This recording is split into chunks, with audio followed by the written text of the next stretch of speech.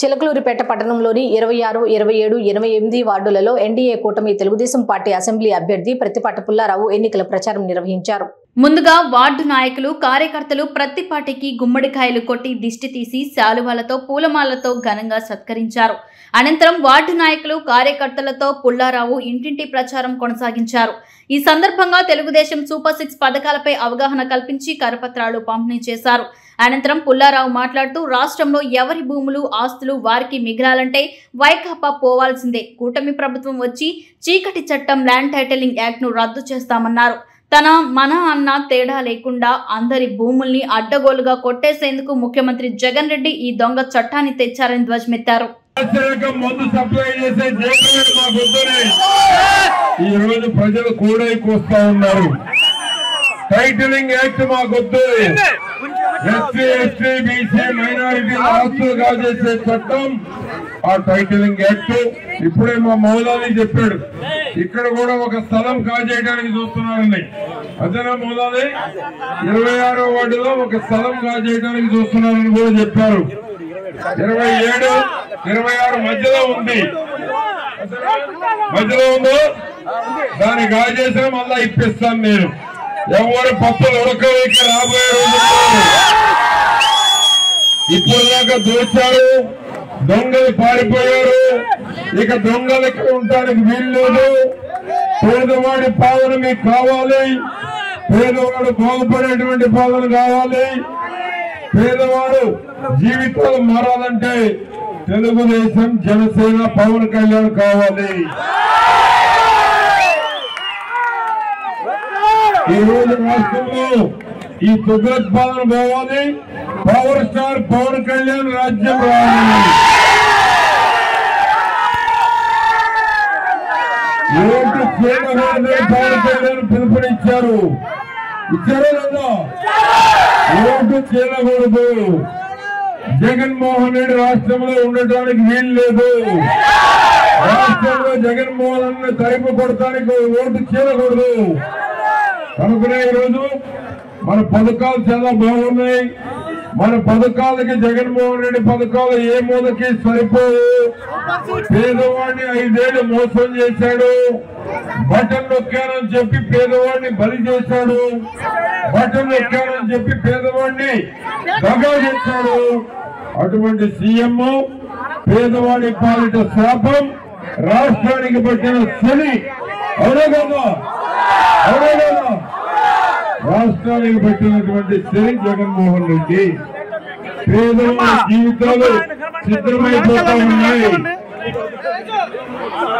జగన్మోహన్ రెడ్డి తీసుకునే ప్రతి నిర్ణయం పేదవాడికి నొప్పి కలిగేటువంటి నిర్ణయాలు, పేదవాడికి నష్టం చేసేటువంటి నిర్ణయాలు, పేదవాడికి బాధ కలిగేటువంటి నిర్ణయాలు. పేదవాడికి నష్టం కలిగే నిర్ణయం తీసుకున్నా నన్నేమీ చెయ్యలేదని జగన్ అనుకుంటా ఉన్నాడు. కానీ బటన్ నొక్కి ఇంటికి పంపిస్తారు ప్రజలు అని జగన్ ఇంకా గుర్తించడం లేదు. మళ్ళా అవినీతి డబ్బులతో మోసం చేయొచ్చు అనుకుంటున్నాడు. కానీ ప్రజలు నీ అవినీతి డబ్బులు తీసుకుంటారు. నీ డబ్బులు కాదవి, ప్రజల డబ్బులు, ప్రజలు కష్టపడి సంపాదించిన డబ్బులు, ప్రజల శ్రమదానం, ఆ నాసిరకం మద్యం డబ్బులు, ఆ దోచేసిన డబ్బులు మీకు ఇప్పుడు పంచడానికి పంపిస్తారు. ఆ డబ్బులు తీసుకోండి, కానీ ఓటు ఎవరికి వేయాలి? ఆ అవినీతి డబ్బులు తీసుకోండి, వాళ్ళ డబ్బులు కాదవి. మీరు రోజు కట్టిన నాసిరకం మద్యానికి కట్టిన డబ్బులు అన్ని ఇసుక డబ్బులు. ఈ వార్డులో భవన నిర్మాణ కార్మికులు ఎక్కువ ఉన్నారు.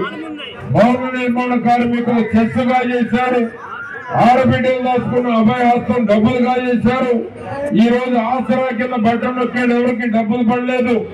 చేయూత కింద బటన్ నొక్కాడు, ఎవరికి డబ్బులు పడలేదు. విద్యా దీవెన కింద బటన్ నొక్కాడు, ఎవరికి డబ్బులు పడలా. ఈ విధంగా పేదవాళ్ళని మోసం చేయడమే టార్గెట్ గా ఉన్నాడు జగన్మోహన్ రెడ్డి. రాజధాని ఏది అంటే ఏమైనా ఉందా మనకి? రాజధాని ఏదంటే ఏం చెప్పాలి?